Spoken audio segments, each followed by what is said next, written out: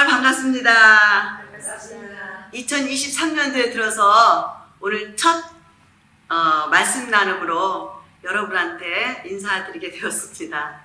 2주 동안 저희들이 못했습니다. 캘리포니아에는 비가 참 많이 왔어요. 막 폭우가 쏟아져가지고 굉장히 위험했어요. 그래서 혹시 1시간 반, 2시간씩 운전해가지고 오시는 분들이 여기 몇 분 계시거든요. 근데 먼 길 오시다가 혹시 무슨 사고라도 나면 안 되겠기에 이렇게 우리가 쉬었습니다. 그리고 2023년 들어서 지금 첫 영상을 올리면서 말씀 나눔으로 들어가겠습니다. 이제 오늘 사실은 하나님께서 우리 오늘은 제가 말씀을 나누지 않고 저희 여동생이 이제 이 자리에서 말씀을 함께 나누겠는데요. 저를 좀 소개를 시켜드려야 될 것 같아요. 저희 집은 형제가 4이에요. 그래서 아들 하나, 딸 3인데 제가 맨 맏딸이고 그 다음에 남동생이 있고 그 다음에 여동생 에스터, 오늘 나와서 말씀 전할 여동생이 있고 그 다음에 막내가 지금 한국에 살아요. 우리 얼마 전에 지난주에 영상 봤죠? 그 군산의 장독 구경, 거기에 그 부부가 나오거든요. 그 부부가 저희 막내 동생이에요. 그리고 이제 우리 에스터인데 이렇게 해서 오늘 마지막 때 하나님께서 어떤 뜻이 계셨는지 저는 몰랐거든요, 우리는. 그런데 막내는 막내대로 한국에서 굉장히 강한 훈련을 시켜가지고 지금 사명자로 있고, 또 우리 에스터는 에스터대로 한 30년 동안 우리가 각자 이렇게 훈련을 받았어요. 조용하게 각자마다 굉장히 강한 훈련을 시키시고, 그 다음에 말씀으로 다 이렇게 전할 수 있는 사명자까지 이렇게 오게 해주시는데, 저는 저대로 따로 이렇게 훈련시켜 주시고, 그리고 나서 한 30년 되니까 올해부터는 이제 하나님께서 뜻하시는 대로 각자마다 이렇게 사명자로 복음의 증인으로 살 수 있도록 이렇게 은혜를 주셨어요. 그래서 아마도 오늘 또 그래서 하나님께서 지금 둘째 딸인데 오늘 와서 에스터를 말씀 전할 수 있도록 저에게 그런 마음의 감동을 줘서 초청을 했습니다. 그래서 오늘은 우리 에스터를 통해서 우리 주님의 말씀을 듣는 시간, 은혜받는 시간을 갖겠습니다. 우리 에스터 나오세요.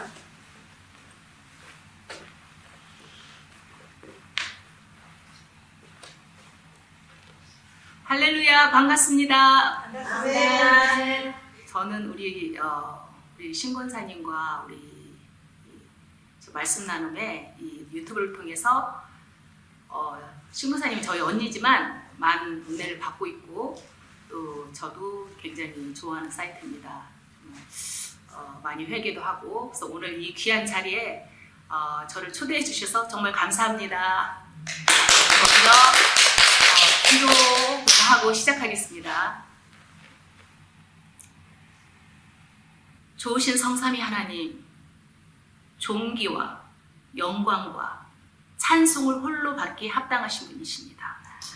우리는 온 마음을 다하고 온 힘을 다하고 온 정성을 다하여 전능하신 하나님, 이스라엘의 하나님, 아브라함의 하나님, 이삭의 하나님, 야곱의 하나님, 또 우리들의 하나님, 그 하나님만을 자랑하고 우리 주 예수 그리스도와 십자가만을 선포하기를 원합니다. 이 자리에서 우리 주 예수 그리스도와 십자가가 무엇인지 우리에게 더욱더 깊이 다가갈 수 있게 하여 주시고, 또한 모든 저 원수마귀의 계계와 올무가 벗겨지는 시간 될 수 있도록 주님 사용하여 주시옵소서. 감사와 찬송 홀로 받아주셨기를 간절히 바라고 거룩하신 주 예수 그리스도의 이름으로 기도합니다. 아멘. 되게 떨리네요. 네. 저는 언니가 잠깐 소개했지만 정말 꼬박 2022년까지 제가 보니까 29살 때 거듭나서 딱 30년을 훈련받았더라고요. 근데 주님이 처음 부르실 때 제가 정말 세상에서 29살 되기까지 굉장히 방황을 많이 했어요. 진리를 사모하고 또한 진정한 사랑이 무엇인지 너무나 목말라 했었는데, 예수님을 만나기 전까지는 그 어느 곳에서도 그 누구에게서도 진리와 사랑을 제가 느낄 수 없었고 받을 수 없었습니다. 그런데 제가 이제 중학교 때 배너라는 영화를 보고 그 배너의 영화 속에서 그 예수님이 쓰러져 있는 그 주인공 주다를 물을 갖다 그 주는 그 장면을 보면서 주님이 제게 정말 계시를 해줬어요. 우리가 믿는 정말 하나님은 우리가 찾아가는 그런 하나님이 아니라 하나님께서 우리한테 찾아오셔야만 우리가 만날 수 있는 그런 분이잖아요. 그래서 우리가 믿는 이 하나님은 지혜와 계시의 하나님이라는 거 우리가 다 잘 알고 있는 줄 믿습니다. 근데 그때 저도 예수님께서 저에게 정말 계시를 해주셨는데 그게 제가 찾았던 그 두 가지 사랑과 진리라는 것을 저에게 너무나도 정확하게 보여주셨어요. 그래서 그때 제가 중학교 때였는데 저는 미친 듯이 저분을 어떻게 해야 만나지 하고 추구했었는데 제가 이 시대 교회가 정말 말씀대로 진리대로 교회 다니는 사람들이 정말 크리스찬들이 그렇게 행하는 사람을 그렇게 많이 볼 수가 없잖아요. 근데 제 눈에는 그게 먼저 보였어요. 그래서 교회에 가는 것을 교회를 그때 당시 제 친구들 주위에 몇 친구들이 있었는데 데이트하는 장소더라고요. 그 교회 가는 게. 그래서 제가 교회 가는 것을 거부하고 가지 못한 대가가 그게 제 생각이고 제 교만이죠. 근데 한 거의 그때부터 29살까지 정말 방황하고 그다음에 많은 죄 속에서 살았고 그래서 정말 주님이 기뻐하지 않는 그런 삶을 살면서 저희 건강도 굉장히 안 좋아졌었고 소망도 없었고 그렇게 방황하다가 29살 때 정말 죽기 살기로 제가 주님을 만나야겠다는 마음이 들었어요. 왜냐하면 제가 23살 때 저희 언니의 초대로 제가 미국에 23살 정도 된 것 같아요. 그때 미국에 방문했다가 처음으로 교회 갔었거든요. 처음 교회 들어가면서 정말 주님의 음성을 듣기는 들었어요. 어떤 음성을 들었냐면 너는 목사도 보지 말고 장로도 보지 말고 권사도 보지 말고 아무런 교회에 있는 사람도 보지 말고 오직 나만 봐라. 이 음성을 들었거든요. 근데 제가 그렇다고 주님을 인격적으로 만난 게 아니고 주님은 언제나 계시를 먼저 해주시잖아요.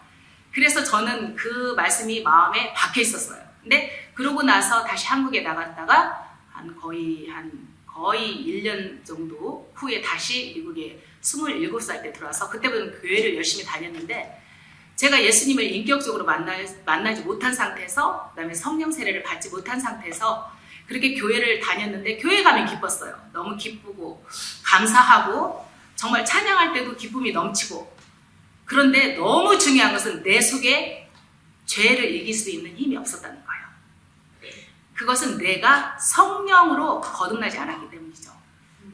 정말 성가대에서도 열심히 봉사했고 기도 모임도 참여했었고 주일날은 어김없이 예배도 드렸고 근데 너무 교회 안에서는 거룩한 것 같은데 나가면은 죄를 이길 힘이 내 속에 없는 거예요. 그래서 그것 때문에 너무 씨름하고 고통하고 정말 교회를 다니면서도 말씀을 읽으면서도 계속 말씀을 읽는데도 제 목이 조여오는 거예요. 자유함이 없는 거예요. 율법이 저를 그냥 꽁꽁 묶는 그런 느낌이 들어서 교회를 안 다닐 때보다 더 괴롭더라고요, 사실. 죄를 이길 힘이 없으니까 그러다가 제가 29살 때 예수님을 정말 이렇게 돼서는 안 되겠다. 정말 야곱과 같이 제가 씨름했어요. 푸니엘에서 야곱이 정말 예수님을 붙잡고 씨름했잖아요. 그런 것처럼 제가 만약에 예수님 저를 만나주시지 않으면 정말 예수님 인격적으로 저를 만나주시지 않으면 저는 세상에 가서 이제 마음대로 제가 살겠습니다. 저 엄포를 놨어요. 그러면서 울고 불고 제가 수양회에 올라가서 그랬는데 그 트레스데스라는 그런 수양회에 올라가서 그랬는데 다른 사람들 다 잘 때 저는 그냥 제가 채플에 혼자 가서 막 씨름하고 울고 둥글고 제발 저를 만나달라고 그렇게 정말 주님한테 애걸복걸 했어요. 정말 너무너무 주님을 만나고 싶었어요. 인격적으로. 그래서 주님이 저를 그때 만나주셨고 그때가 29살. 그 이후로 제가 지금 이 자리에 올 때까지 30년이 걸린 거예요. 근데 주님이 저를 인격적으로 만나주시고 난 다음에 저는 정말 좌로도 우로도 치우치지 않고 오직 한 길로 정말 예수 그리스도와 십자가 따라가기 위해서 몸부림쳤어요. 진짜 몸부림치고 씨름하고 울고 불고 제가 이제 그때가 결혼하기 전이었는데 주님이 제게 처음 예수님을 인격적으로 만나고 나서 명령한 게 너 결혼해라 그랬어요. 결혼해라 그랬기 때문에 결혼이 저의 사명이었는데 제가 결혼을 하고 나서 그 결혼의 그 조건이 참 열악했어요. 경제적으로도 그렇고 여러 가지 제 건강도 그랬고 모든 면에서 정말 제가 기도하지 않으면 견딜 수 없는 상황, 정말 주님의 말씀을 붙잡지 않으면 한순간도 안식할 수 없는 그런 상황이었거든요. 그러면서 주님이 저에게 어떤 훈련을 시켰냐면은 너는 특공대가 훈련받아야 된다는 거예요. 군사로서. 주님이 어떤 말씀을 해도 저는 군사 용어를 쓰더라고요. 군인한테 쓰는 용어, 너는 비밀 결사대다, 너는 특공대다. 그런 훈련을 하면서 제 자아를 깨는 훈련을 하더라고요. 저는 제가 이제 거듭나서 정말 믿음이, 정말 예수님을 알고 믿음이 좋다라고 생각했는데 그 믿음이 좋다라고 생각하고 예수님을 안다는 그 모든 것들이 내 속에 또한 의가 생기는, 의로서 자리 잡은 거예요. 내 자아. 그런 것들을 주님이 그때부터 깨기 시작해서 제가 30년 동안을 정말 끊임없이 저희 환경이나 상황 같아서 제 남편이 정말 때로는 저를 정말 많이 속을 썩일 때, 그럴 때 제가 남편을 원망하고 남편한테 잔소리를 한다거나 왜 이랬어? 당신 이러면 안 되잖아. 남편으로서 이러면 안 되잖아. 아버지로서 이러면 안 되잖아. 그렇게 말하기 전에 제가 입을 싹 다물고 저는 그냥 골방에 들어가서 울고 불고 덩그렀어요. 그러면서 주님과 씨름하고 정말 주님, 내가 그런 남편, 분명히 성경에서는 남편을 죽게 하듯 하라. 그런데 저는 안 되잖아요. 할 수가 없더라고요. 내 인격 가지고는. 내 자아가 깨지지 않는 인격 가지고는 그 남편을, 미운 남편을 죽게 하듯이 할 수가 없는 거예요. 그리고 그 남편을 사랑할 수가 없는 거예요. 하나님은 사랑하라고 분명히 그랬는데 정말 베드로후서에서 주님 생명과 경건에 속한 모든 것을 너희한테, 예수 그리스도와 십자가를 믿고 받아들이고 예수님을 주인으로 받아들이면 생명과 경건에 속한 모든 것을 준다고 했는데 저는 안 되더라고요. 그게 정말 내 자아가 하나님의 말씀을 한마디도 순종할 수 없는 내 자아를 보면서 저는 정말 때로는 제 머리를 쥐어뜯으면서 울고, 남편을 미움만이 생길 때 내 주위에 있는 사람들이, 나를 괴롭히는 사람들이 미움감이 들을 때 막 가슴을 치고 제가 울었어요. 아, 이게 다른 사람이 나의 십자가가 아니구나. 내 자아가 나의 십자가구나. 하나님의 말씀을 순종할 수 없는 내 자아, 사랑할 수 없는 내 자아, 겸손할 수 없는 내 자아, 이게 바로 정말 내 십자가고 내가 하나님을 거스리고 거역하는 적이구나. 그걸 깨달았어요. 주님이, 저는 제가 훈련을 시키고 군인이라고 불렀을 때 진짜 적이 바로 내 남편이 적이고 나를 괴롭히는 사람이 적인 줄 알았거든요. 그 다음에 정말 기본적인 도덕과 윤리의 그 선도 모르는, 자기 위치도 모르는 사람들 투성이잖아요. 우리 주위가. 그런 사람들이 바로 나의 적이고 내가 짊어지고 가야 되는 십자가인 줄 알았어요. 근데 제가 계속 훈련받고 정말 내 안에서 나올 수 있는 선한 것이 하나도 없다는 것을 날이 가면 갈수록, 시간이 가면 갈수록 깨달아지는 거예요. 그러면서 이 몹쓸 내 자아를 잡고 있는 이 모든 것이 바로 내가 죽어야 되는, 지고 가서 십자가에서 못 박아서 사형시켜야 되는 내 자아가 바로 죄고, 그게 바로 나의 십자가구나.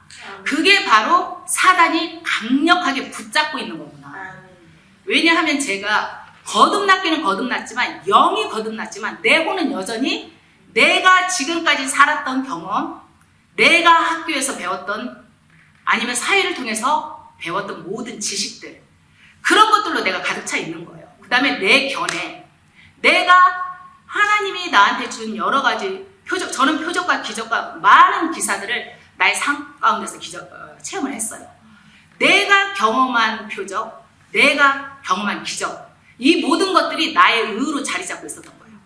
그리고 비교하고 판단하고 그런 것들이 내 안에 있는 것을 정말 주님이 훈련을 받으면 받을수록 말씀을 순종하고자 정말 몸부림치고 내 자아를 치면 칠수록 더 뚜렷하게 보이더라고요.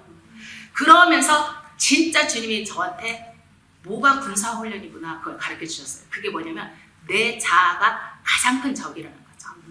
내가 주님 앞에 100% surrender 하지 않으면 바로 내 셀프, 예수 그리스도가 주인 되지 않고 내 지식, 내 경험, 내가 믿는 예수, 내가 믿는 경험한 그 예수님이 그게 바로 내 안에 의니까 그게 바로 나의 적으로서 종교적으로, 인본적으로 자리 잡고 있었던 거죠. 그래서 그거를 완전히 깨내고 부수는데 30년이 걸렸어요. 제가 지금으로부터 7년 전에 정말 말씀을 붙잡고 씨름하고 내 자아를 치고 그러다가 성령의 충만함이 있지 못한 상태에서 인본이 섞이고 어떤 종교적인 게 섞이고 그러다 보니까 제가 온갖 만병이 제 안에 와 있더라고요. 그래서 제가 7년 전에 정말 완전히 쓰러져 버렸어요. 일하다가. 완전히 쓰러져서 그냥 일하면서 그냥 쓰러졌는데 제가 굉장히 이렇게 성격이 책임의식도 강하고 최선을 다하는 제가 성품이에요. 그냥 죽기 살기로 일하고 죽기 살기로 애들 키우고 죽기 살기로 엄마로서 아내로서 또한 가정의 경제까지도 책임지려고 죽기 살기로 일하다 보니까 그게 주님이 공급해 주시는 힘으로 정말 날마다 주님이 그래서 항상 기뻐라, 쉬지 말고 기도하라, 범사에 감사하라. 이건 주님의 뜻이거든요. 근데 저는 그렇게 해야 되는데 거기에 완전히 순복되어 있지 않았기 때문에 왜냐하면 예수님이 나의 주인이 아직까지 되지 않았었거든요. 7년 전까지. 그래서 내 스스로 내 온 힘을 다해서 그렇게 하다 보니까 제 몸이 병들면서 제가 쓰러졌어요. 쓰러지면서 온 만병이 와 있고 그때 제 속에 뭐가 있는지를 주님이 발견하게 하더라고요. 저는 미울 때, 남편이 미울 때 내 주위에 있는 시댁 식구나 아니면 나한테 정말 최선을 다했는데도 서운하게 하는 사람을 미울 때 그잖아요. 그 사람을 원망하기 전에 저는 기도하면서 주님이 사랑하라고 했으니까 사랑해야지. 그러면서 제가 제 마음을 진짜 주님 앞에서 내어놓고 울고 또한 기도할 때 주님이 마음에 평강을 주셨기 때문에 저는 제 속에 더 이상 그런 것이 없는 줄 알았어요. 근데 제가 완전히 그럼에도 불구하고 일을 하다가 탁 쓰러지고 정말 손 하나 까딱할 수 없는 그런 상태로 가버리고 또 병원 의사가 제게 뭐라고 선언을 하냐면 너는 죽든지 산소 마스크를 쓰고 있든지 중풍병이 될든지 세 가지 중에 한 가지밖에 길이 없다 그러더라고요. 그 얘기를 듣고 나니까 정말 하늘이 무너지면서 제가 언니하고 같이 갔거든요. 저희 언니가 저를 이제 의사한테 급하니까 데리고 갔어요. 그래서 그 언니하고 같이 차를 타고 오는데 제가 한마디도 안 하고 제가 언니 앞에서 그렇게 울은 적이 없어요. 사실은. 왜냐면 언니가 속상할까봐.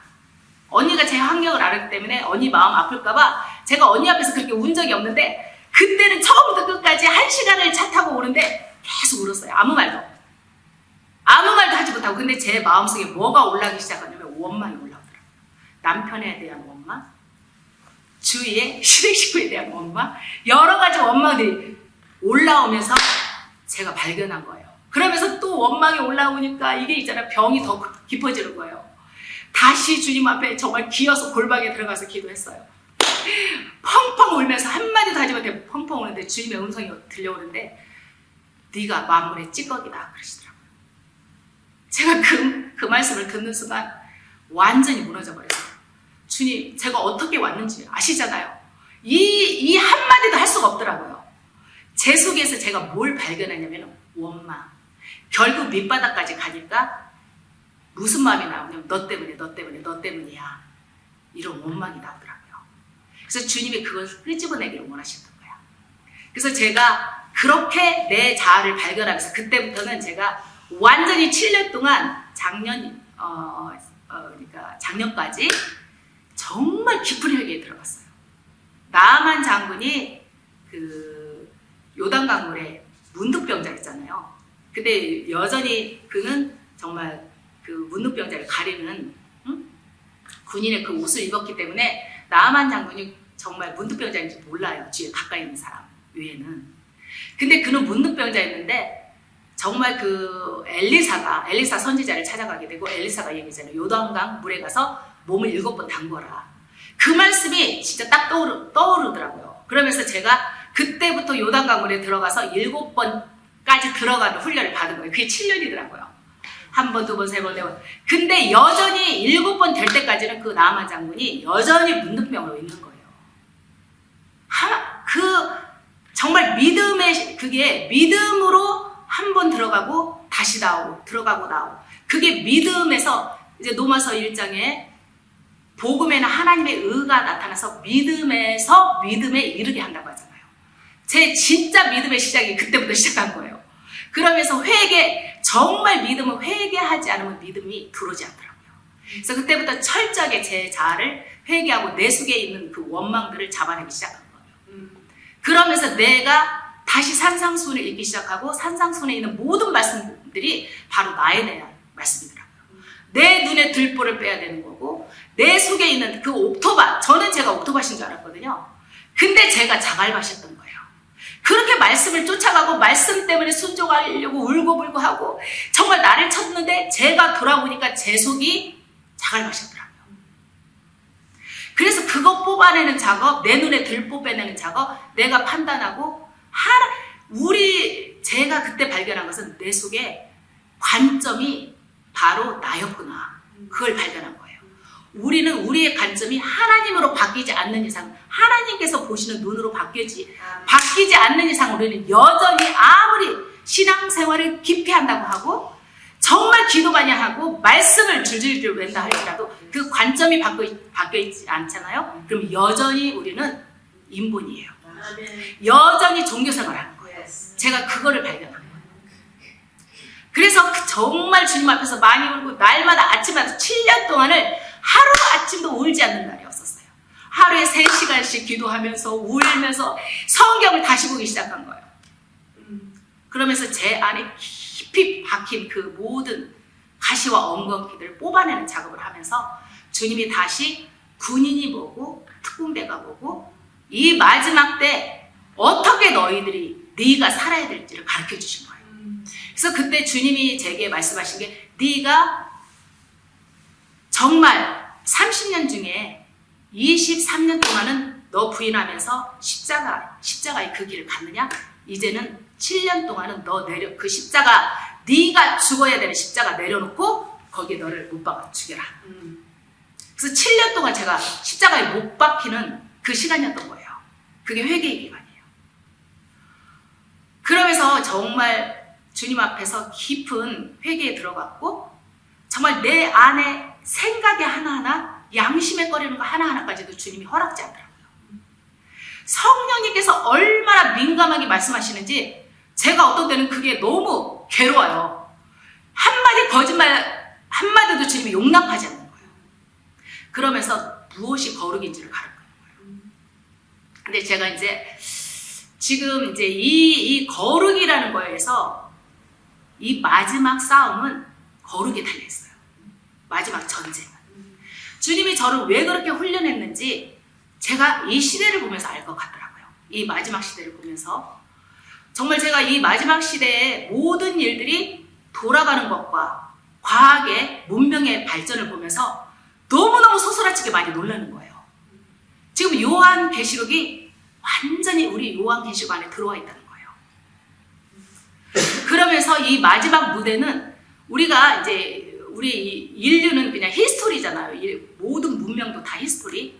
근데 히스토리가 우리가 학교에서 배웠고 또한 우리가 히스토리라는 걸 우리가 성경적으로 알고 있어요. 그분의 이야기니까 히스토리가. 예수님 이야기잖아요. 예수님 역사의 주인공이고 또한 주권자이시잖아요. 근데 학교에서는 교육에서는 히스토리를 가르치는데 어느 순간에 이 마지막 단계에 사단이 어떻게 일을 하냐면 2가지 견해를 만들어 놓은 거예요. 그 하나가 진화론이죠. 또 하나는 창조론이죠. 저는 근데 창조론이라고 말하고 싶지가 않아요. 창조의 세계라고 말하고 싶어요. 하나님의 말씀은 이론이 아니거든요. 영적인 것도 현실적인 현실이에요. 우리는 우리가 살고 있는 현실보다 더 현실적인 영적인 세계를 알아야만 이 현실을 살아갈 수가 있어요. 아멘. 우리가 영적인 세계를 모르면은 성경에서 얘기하는 것처럼 사단의 올무에 걸려서 결국은 죽게 돼 있어요. 왜냐하면 사단은 금을 치는 자예요. 올무를 놓고 함정을 파는 자거든요. 근데 제가 기도를 하는 중에 지금부터 한 10여 년, 거의 20년 된 것 같아요. 주님이 기도하는데 어떤 환상을 보여주는데 온 세상에 금을 치는 자가 온 세상에 그물을 쫙 하고 치더라고요. 근데 제가 보니까 크리스찬의 이분 크리스찬들이라 할지라도 발목이 다 걸려있더라고요. 그래서 제가 너무 놀라고 그때부터 저는 이걸 어떻게 해야 되지? 사단이 온 세상에 그물을 쳤는데 그러면은 이 그물에서 벗어나는 길이 오직 말씀과 기도밖에 없구나. 아멘. 그때 저는 깨달은 거예요. 그러면서 제가 이거를 깨달으면서 그러면 내가 먼저 정말 말씀과 기도로 서야 되고 그 다음에 내 자녀들을 먼저 교육, 훈련을 해야 되겠다. 그런 마음이 들어서 저는 철저하게 우리 아이들에게 어렸을 때부터 태중에서부터 정말 손을 얹고 기도했고 태어나면서부터 어느 정도 언어가 익혀질 때는 철저하게 제가 말씀 훈련을 시켰어요. 말씀을 외우게 하고 말씀을 쓰게 하고 말씀을 읽게 하는데 다른 데 제가 에너지를 전혀 쓰지 않았어요. 학교 공부 잘하는 거 아니면 무슨 탤런트 뭐 애들 키워주는 거 스펙 만들어주는 거 저는 전혀 신경 안 썼어요. 그리고 오직 이 아이들이 저 사단의 그물에 걸리지 않는 길은 오직 한 길밖에 없구나. 말씀과 기도. 예수님이 어떤 분인지 아는 것 외에는 어떤 것도 방법이 없구나. 그걸 주님이 가르쳐주고 저도 깨달은 거예요. 그래서 그렇게 훈련을 하면서 오다가 작년 말 정도에 주님이 다시 기도하는데 그 그물에 대해서 저에게 말씀을 하시는 거예요. 근데 그 그물이 바로 넷이다. 넷이라는 것을 조명을 해주는데 제가 갑자기 머리가 확 밝아지더라고요. 그러면서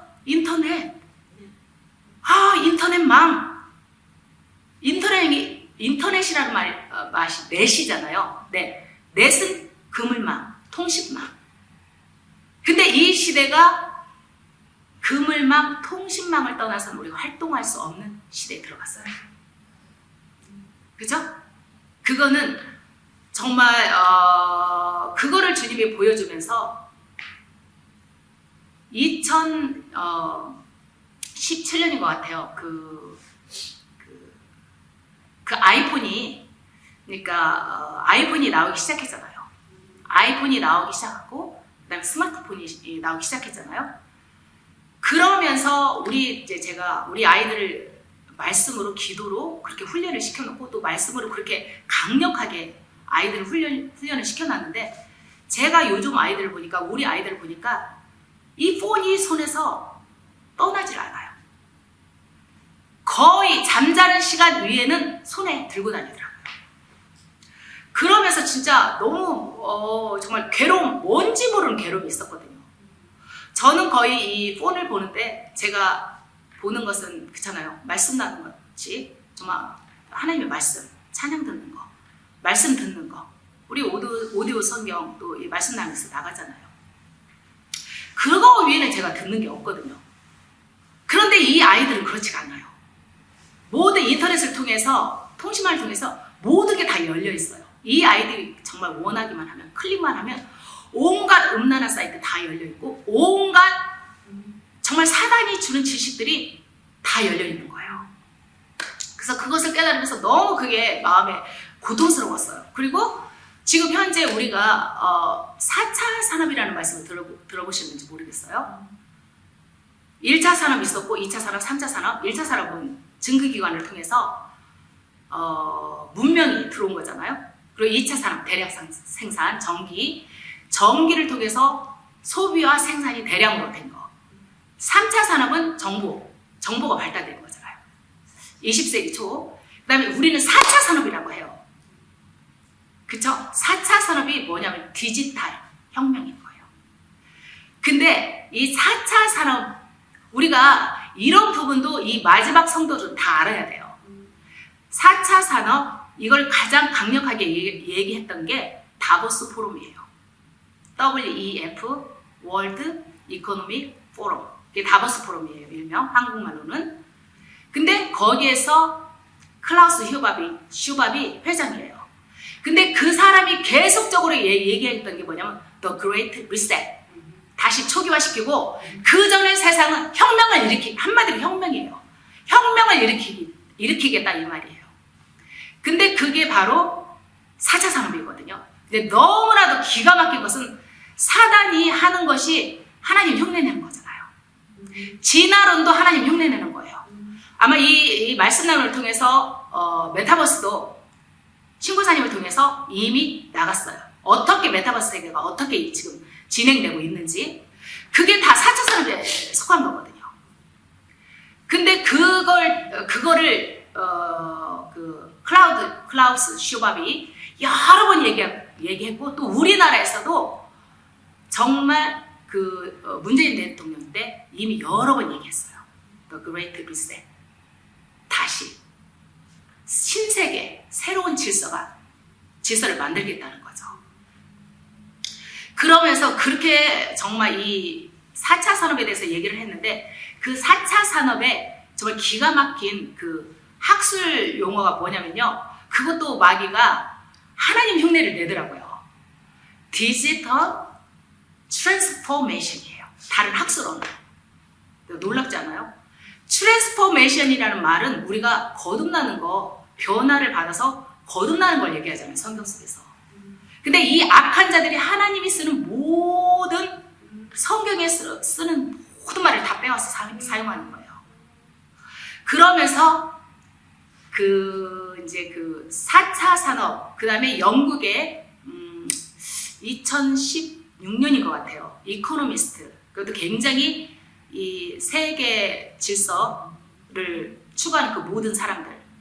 그 사람들이 그 이코노미스트 경제 잡지를 통해서 자기들의 어젠다를 계속 얘기하고 있거든요.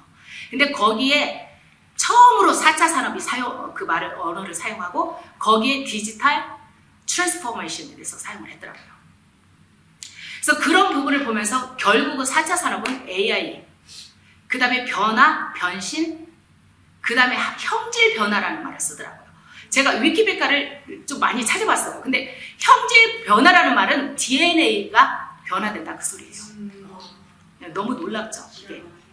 그러니까 이 테크놀로지를 통해서 AI를 통해서 우리의 하나님이 만들어 놓은 창조 세계, 남자와 여자를 만들어 놓은 창조 세계를 남자와 여자 순수한 사람을 뒤집어 엎어서 새로운 인종을 만들어내겠다는 거예요.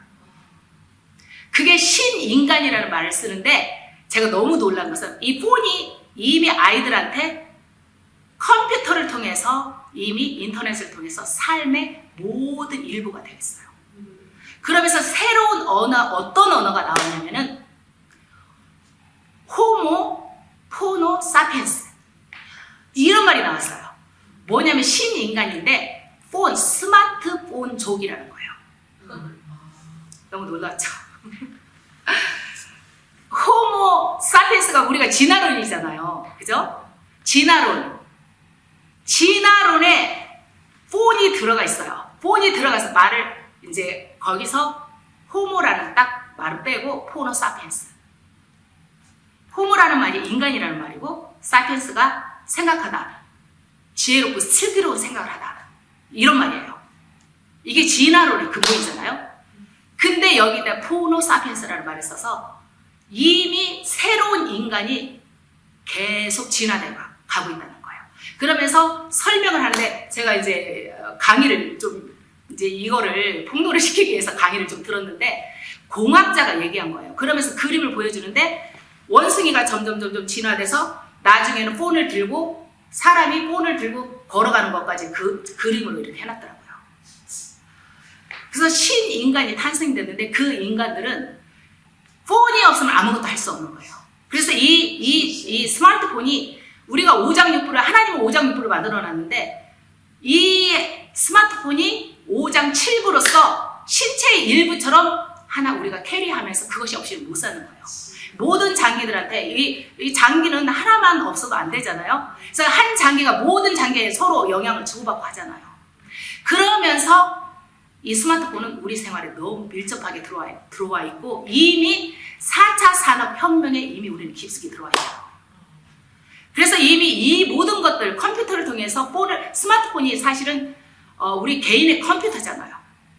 스마트폰 안에 모든 정보가 다 들어가 있고 결국은 뱅킹 시스템 이 은행에 관한 업무도 거의 지금은 누가 은행을 왔다 갔다 하면서 시간 낭비해요. 거의 다 저도 우리 애들을 보니까 다 지엘로 그걸로 다 그냥 돈 송금하고 보내주고 빼내고 다 해요. 그냥 뱅킹 서비스를 디지털 그 플랫폼에서 다 한다는 거예요. 이게 바로 4차 산업이라는 거죠.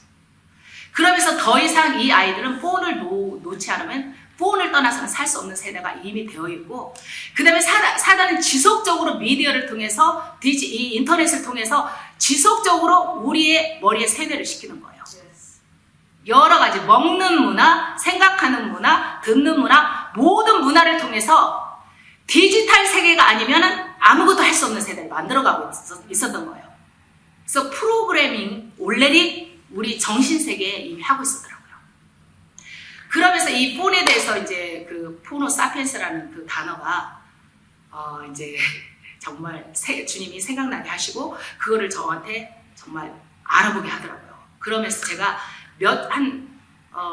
일주 전에 하나님이 2가지 정확하게 제 기도하고 나서 어떤 그 일들을 그러니까 뭐랄까 정확하게 어떤 해프를 제게 보여주더라고요. 근데 한 가지는 제 폰이 갑자기 셧다운이 된 거예요. 우리 전 시부 폰이 셧다운이 되면서 기도하기 직전이었는데 셧다운이 되면서 아무도 전화도 걸 수도 없고 받을 수도 없고 그렇게 되더라고요. 어떤 것도 볼 수 없고. 근데 갑자기 제가 마음이 너무 불안해지고 근심 걱정이 몰려오기 시작한 거예요. 저는 제가 생각지도 못했어요. 이런 감정에 빠질지 이런 두려움에 빠질지 저는 생각할 수도 없었던 거예요. 그러면서 불안해지면서 제가 우리 집에서 그때 비가 엄청 왔거든요. 근데 우리 집에 비가 새면 어떡하지? 우리 인주가 집에 혼자 있는데 연락이 안 되는데 어떡하지? 이런 걱정 저런 것 막 그냥 그 쓰나미처럼 몰려오는 거예요. 막 그리고 갑자기 숨이 막혀지고 불안해지고 그래서 제가 바로 그때 엎드렸어요. 엎드리고 기도하면서 선포하고 정말 주님의 십자가를 정말 고정하면서 내가 이게 뭔 짓 하는 거야? 왜 이 힘은 뭐야 도대체? 이 나를 이렇게 짓누르는 힘은 뭐지? 두려움은 뭐지? 하면서 주님 앞에 회개했어요. 정말 회개하기 시작했어요. 그러면서 주님이 나중에 그거에 대해서 제가 이제 기도하고 말씀을 보면서 기도하고 또 십자가를 바라보니까 그게 릴리스가 되더라고요.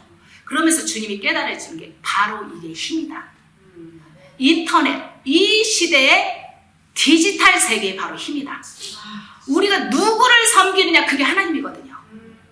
우리가 하나님만 섬기면은 하나님은 우리의 힘이 되신다고 얘기해요. 우리가 고백하잖아요. 나의 힘이 되신 여호와여. 이렇게 우리가 고백하잖아. 이건 실제예요. 어떤 상황, 어떤 환경, 어떤 일이 있어도 하나님이 나의 힘이 되면 내 안에 평강이 있어야 되거든요. 정말 이 세상의 것들이 이 세상의 문화와 이 세상의 테크놀로지가 나한테 힘으로 작용하고 있었던 거예요. 그걸 제가 느낀 거예요. 그러면서 정말 주님이 눈을 열어주는데 대성통곡하게 되더라고요. 저도 이러는데 주님, 우리의 이 세대는 어떻게 합니까? 폰이 없이는 살 수 없는 이 세대는 어떻게 합니까? 그러면서 정말 더욱더 철저하게 회개하는 자리에 나아가더라고요. 그러면서 또 한 가지 주님이 그날 동시에 보여준 게 있어요. 제가 설거지를 그러고 나서 이제 그 영적 세계를 보여주고 난 다음에 그 다음에 주님이 또 보여준 게 뭐였냐면 이 투구박스 그 까만 사각형 투구박스 있잖아요. 제가 그 이제 LA에 있으면서 설거지를 그냥 깨끗이 했어요. 정말 그냥 뜨거운 물로 그냥 했는데 그 투구박스 네모난 그거를 제가 진짜 깨끗이 했거든요. 근데 얼마나 많이 이렇게 헹겼겠어요. 막 닦고 헹기고 그랬는데 2개가 같이 붙어 있었는데 그게 세상에 저는 하나인 줄 알았거든요. 그리고 설거지를 다 해놓고 그릇을 다 퍼놨는데 처음에는 그게 안 보였는데 한 1시간이 지난 정도 보니까 아니 어디서 기름물이 줄줄줄줄 나오고 있고 더러운 것들이 스테인이 막 떨어져 있는 거예요. 그래서 그걸 이렇게 찾아가 보니까 그릇 2개가 같이 겹쳐져 있는데 깐적 같은 거예요. 그러면서 그 안에 더러운 이물질이 씻겨지지 않는 것들이 1시간 정도 시간이 흐르고 나니까 줄줄 새더라고요. 그러면서 제가 진짜 깨달아진 게 이게 내 속에 나도 알지 못하는 내 자아일 수 있겠구나. 우리가 예수 그리스도와 십자가 안에서 죽음을 통과하고 장사 지내지 않는 그런 장사 지내는 경험을 하지 않는 모든 사람들은 내 안에 씻겨야 될 것들이 있는 거예요. 아직도 남아있는 거예요. 그러면서 주님이 그때 말씀하신 게 옛사람이 죽지 않은 모든 사람들은 겉에 그릇만 닦는 사람이다. 예수님이 진노하셨잖아요. 바리새인과 서기관들. 회칠한 무덤. 너희가 자네 그릇에 겉은 깨끗이 하나 안은 더럽도다. 온갖 더러운 걸로 가는 거예요. 그걸 주님이 보여주신 거예요. 우리가 이 마지막 때 정말 예수 그리스도와 십자가, 예수 그리스도 한 분에 집중하지 않잖아요. 내가 가진 욕심, 탐심, 돈 사랑하는 거, 세상 것 사랑하는 거, 세상 사람들이 가는 그 길로 가야만 직성이 풀리는 그 마음을 완전히 십자가에 못 박아서 죽이지 않으면 우리도 사단의 올무, 그게 바로 사단이 쳐놓은 배수진이에요. 우리 안에 사단은 슬며시 세상 사랑하는 것을 통해서 들어와서 배수진을 치고 있는 거예요. 그리고 그 배수진 친 그 자리에 복병들이 숨어 있는 거죠. 마귀의 복병이. 그래서 때가 되면 우리를 탁 낚아채서 지옥을 끌고 가는 거예요. 우리가 그것을 발견하지 않는다면 우리는 한 사람도 안전한 사람이 없어요. 그래서 성경에서는 주님이 신명기에서도 그렇고 정말 많은 성경 통해서 주님이 경고한 게, 우리 아버지가 경고하신 게 올무가 될까 조심해라. 우상 숭배하는 것이 너희의 올무가 된다. 내 말씀대로 살지 않는 것이 너희의 올무가 된다. 이 세상을 사랑하는 것이 너희가 올무가 된다. 마귀의 올무에서 벗어나야 된다. 그렇게 경고하셨어요. 그래서 이 마지막 때 정말 우리가 이 시대의 흐름을 볼 수 있어야 됩니다. 우리가 세상 사람들처럼, 세상 사람이 진짜 편리하잖아요. 이 세상 과학이 제공해주는 거 너무 편리해요. 너무 쉬워요. 근데 자꾸만 정말 디지털 세계로 돌아가는 훈련을 해야 돼요. 내 육신도 훈련해야 되고 내 정신도 마음도 훈련해야 돼요. 그래서 내 마음과 정말 내 영혼이 깨끗하고 거룩해야만 하나님이 우리를 사용하는 거예요. 왜냐하면 하나님은 지금도 온 땅을 두루 감찰하사, 여호와의 눈은 온 땅을 두루 5대양 6대주를 감찰한다는 거예요. 감찰하사 전심으로 하나님에게 향하는 자에게 능력을 주신다고 했어요. 능력 뭐냐면 힘이에요. 세상을 이길 힘. 이 세상의 문화에 휩쓸리지 않는 힘. 그 힘을 주시겠다는 거예요. 근데 우리가 우리를 체크해보라고요. 아직도 내가 세상에 끌려가고 죄를 이기지 못하면 내 마음이 하나님께 전심이 아니라는 거예요. 그 증거입니다. 철저하게 회개해야 돼요. 그리고 예레미야가 남유다가 멸망할 때 그렇게 선포했어요. 너희가 예루살렘 사거리에서 빨리 왕냐면 보라. 가서 봐라. 이 많은 사람들 왔다 갔다 하는 그 사람들 중에 공의를 행하고 진리를 구하는 자 한 사람을 찾으면 하나님께서 이 성을 사시리라 그랬어요. 이 시대도 마찬가지예요. 주님이 찾으는 한 사람이 있으면 주님이 정말 우리를 사실 수 있는데 그 한 사람을 찾을 수 없는 거예요. 그렇기 때문에 저는 그렇게 믿어지더라고요. 7년 환란을 우리가 다 통과하는구나. 7년 환란을 우리가 그 한 사람이 안 됐기 때문에 7년을 지나면서 우리는 정결하게 되는 거예요. 새롭게 되는 거예요. 그래서 지금부터 세상과 작별하고 정말 오직 예수, 좁은 길을 향해서 가는 사람은 쉽게 갈 수 있어요. 7년 동안 어떤 일이 쓰나미처럼 올라와도, 왜냐하면 주님 안에 있기 때문에. 주님이 뭐라고 예수님이 뭐라고 했냐면 너희가 내 안에 있고 내 말이 너희 안에 있으면 무엇이든지 원하는 대로 구하라. 그리하면 되리라. 부지런히 회개해서 정말 우리가 예수님 안에 들어가서 내 자녀들, 저렇게 정말 폰을 이 장기처럼 들고 다니는 이 시대는 누군가 중보하는 사람이 없으면 죽게 됐어요. 누군가 그물을 끊어주는 사람, 흉악의 결박을 끊어주는 사람, 그물을 찢어주는 사람. 그래서 예수님 뭐라고 했냐면 너희는 사람을 낚는 자다, 그물을 던지는 자다, 그렇게 얘기하는 거예요. 그래서 그 그물을 우리가 말씀의 검, 성령의 검으로 전신갑주 입고 가서 찢어버려야 돼요. 마귀가 쳐놓은 배수지를 폭파시키고 저 사단의 복병을 그 칼로 검으로 그 목을 쳐버려야 돼요. 우리 안에 역사는 내 자아를 사랑하는, 돈 사랑하는 거, 죄를 이기지 못하는, 왜냐하면 자기 연민 때문에 그래요. 자기 사랑 때문에 그래요. 내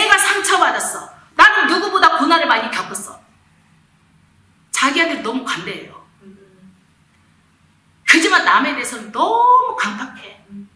정말 자비도 없어. 긍휼도 없어. 주님이 뭐라고 얘기했냐면요. 긍휼을 베풀지 아니하는 자는 긍휼 없는 심판이 있다고 했어요. 남한테 우리가 정말 주님 겸손함으로 주님이 우리한테 했듯이 우리도 그렇게 해야 돼요. 아멘. 겸손히 섬기고 섬기는 자가 되고 사랑에는 무조건 사랑은요. 하나님이 말씀하시고 뭐라고 했냐면 사랑은 진리와 함께 있다고 했어요. 이것도 저것도 품고 사랑하고 썩었는데도 품고 있는 거예요. 동성연애 그 사람 불쌍하잖아. 태어나면서 그랬어. 사탄의 진화론을 추구하는 이 시대의 사탄의 거짓말인데 다 앉는 거예요. 품는 거예요. 정말 너무 신기한 것은요. 그 애플이 모든 것을 컴퓨터를 주장하고 모든 것을 리더해 가고 있는데 애플이요. 2000 몇 년 제가 정확한 연도는 기억이 안 나는데 그 퍼스트 퍼스널 컴퓨터 애플 1을 팔았는데 그게 얼마에 팔린 줄 아세요? 666불 66전에 팔렸어요. 사인이에요. 컴퓨터가 어떻게 우리 안에 프로그래밍 돼서 들어올지 그것을 얘기하고 있는 거예요. 우리 더욱더 정결해야 돼요. 더욱더 거룩하게 정말 주님 앞에 나가서 이 마지막 때 정말 주님이 나 한 사람을 통해서 내 가족을 살리고 내 자녀를 살리고 내 남편을 살리고 그물을 찢어버리고 아멘. 사단의 진을 격파하는 자로 쓰기 위해서는 내가 거룩해야 돼요. 아멘. 아멘. 왜냐하면 신명기에서 주님은 너의 진영을 거룩하게 해라. 나는 거룩한 하나님이기 때문에 너희가 거룩하지 않으면 내가 너희 중에서 행할 수 없다. 맞아요. 그래서 우리가 거룩으로 나가서 Yes. 주님이 우리 안에서 행할 수 있도록 우리는 아무것도 할 수 있는 게 없어요. 아멘. 다만 예수님이 내 안에서 행할 수 있도록 나를 내어드리는 거예요. 아멘. 나를 주님께 온전히 내어드리고 Yes. 내 그릇을 온전히 깨끗한 그릇으로 만드는 거예요. 아멘. 그래서 지금 내 기도를 들어서 구하라 주실 것이요 찾아라 찾아질 것이요 두드리라 열릴 것이라. 그 말씀대로 우리가 거듭난 사람이 구하고 찾는 게 무엇입니까? 주님의 마음을 구하는 거잖아요. 아멘. 하나님의 마음은 한 사람도 멸망치 않고 회개하기를 원하는 게 하나님의 마음이에요. 아멘. 누구든지 진리를 알고 구원받기를 원하는 게 아버지의 마음이에요. 아멘.